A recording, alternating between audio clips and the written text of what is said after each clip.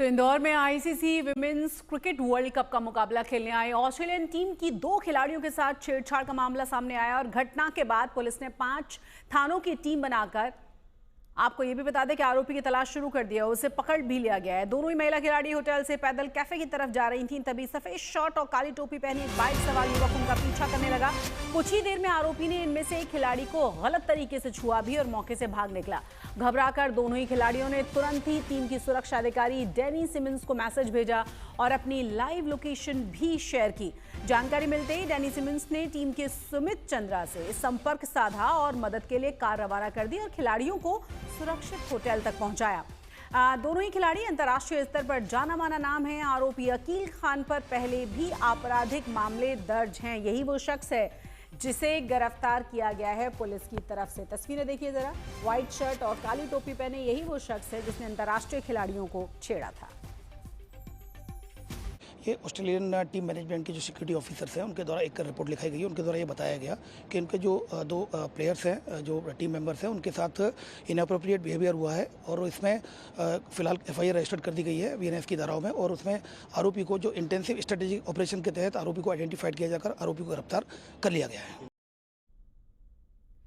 और अब इस मामले में सियासत तेज हो चुकी है, क्योंकि सरकार के नेता जहां आरोपी के मुस्लिम होने का मुद्दा बना रहे हैं, तो वहीं कांग्रेस सरकार पर सवाल भी खड़े कर रही है। निश्चित रूप से बड़ा दुर्भाग्यपूर्ण घटना है और जिस अपराधी ने की है, कोई अकील नाम का अपराधी है, उसको पुलिस ने पकड़कर 4 जूते लगाकर जेल में डाला है। लेकिन ये साफ समझ लेना चाहिए, मैं कट्टरपंथी मुसलमानों को भी ये बता देना चाहता हूं कि आखिर देश की छवि बिगाड़ने में लगे क्यों हो।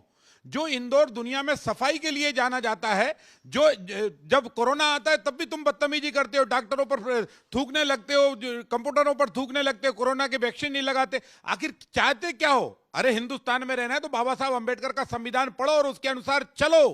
अगर बाबा साहब अंबेडकर के संविधान का उल्लंघन करोगे तो जूते खाओगे, जेल में सड़ोगे और फांसी के तक जाओगे। एक विदेश की महिला हो चाहे स्वदेश की हो, देश भर में से बेटियों का सम्मान करता रहा है। हम इस तरह की बदतमीजी करने वाले किसी भी अकील को बर्दाश्त नहीं करेंगे। मध्य प्रदेश में डॉक्टर मोहन यादव की सरकार है, सरकार ने सख्त कदम उठाते हुए अपराधी को गिरफ्तार किया है। 4 जूते लगाकर जेल में डालने की हमारी तैयारी है और हम उम्मीद करते हैं कि फास्ट ट्रैक कोर्ट में मामला ले जाकर अपराधी को सजा तक लेकर जाएंगे। लेकिन इतना ही बात जरूर ध्यान रखिए, मैं मुल्ला और मौलवियों से भी आग्रह कर देना चाहता हूं कि इस तरह के अपराधियों पर अंकुश लगाओ। जब अंतर्राष्ट्रीय स्तर से कोई मेहमान आते हैं, क्रिकेटर आते हैं, तो भारतीय परंपरा और प्राचीन सभ्यता ये कहती है कि उसका सम्मान और सत्कार हमारी अपनी एक गौरव का विषय है। स्टेडियम तक कैसे जाएंगे, होटल में कैसे उनकी सुरक्षा होगी, वो कहाँ जा सकते हैं, इसके लिए पूरा रोड मैप एक बना हुआ होता है या एक प्लान होता है।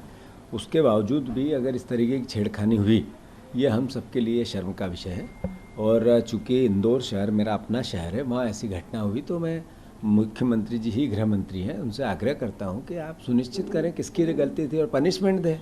कुछ तो कभी तो बताएं कि सरकार अपने दायित्व का निर्वाह करने के लिए जिम्मेवारी भी लेती है। इसकी निंदा करते हैं बीसीसीआई की तरफ से और ये उम्मीद करते हैं कि लोगों को बहुत इस मामले में कि हमारे विदेशी मेहमान हैं उनका ख्याल रखना चाहिए। इस तरह से कोई हरकतें नहीं होनी चाहिए और इंदौर पुलिस ने शायद उनको गिरफ्तार किया, एक्शन लिया है तो एक्शन ले रही है।